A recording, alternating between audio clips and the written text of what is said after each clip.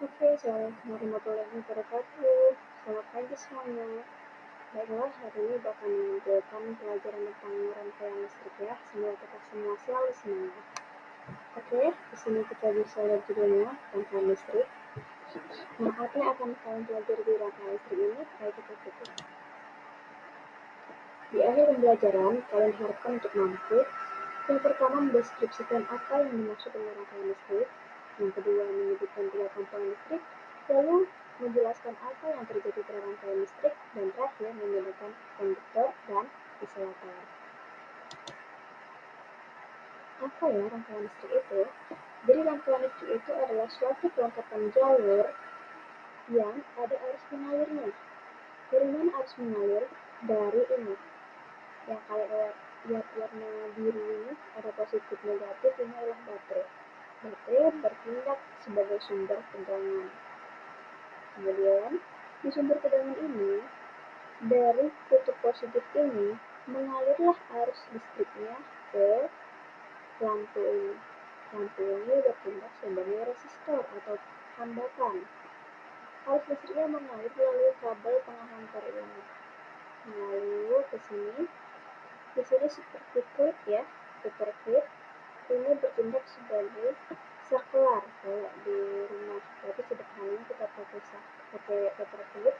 Jadi kalau paper clip ini kan terbuat dari bahan logam, jika disambungkan ke kabel maka harusnya mengalir dan lampu menyala. Jika paper clipnya kita lepas maka lampunya padam. Begitu.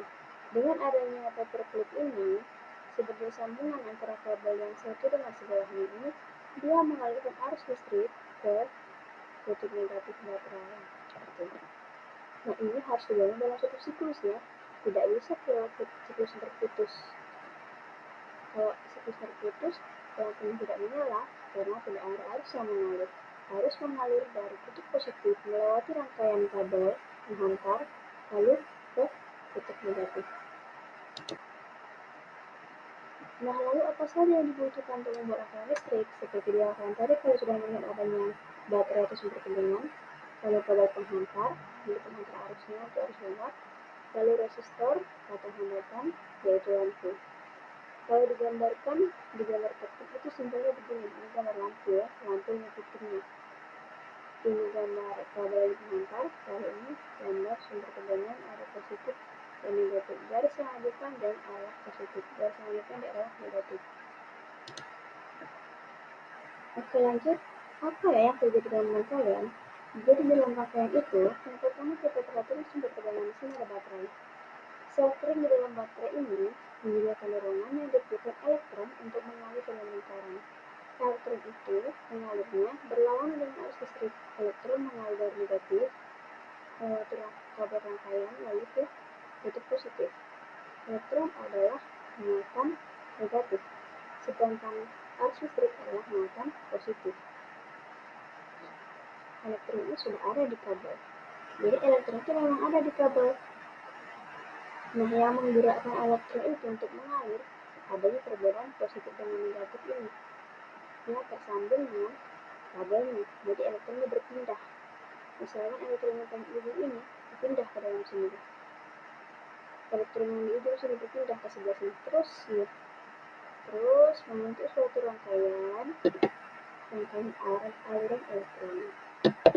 Ketika elektronnya melewati beban atau penerima, energi listrik dapat berubah menjadi bentuk lain, misalnya cahaya. Dalam hal ini dia berubah menjadi cahaya.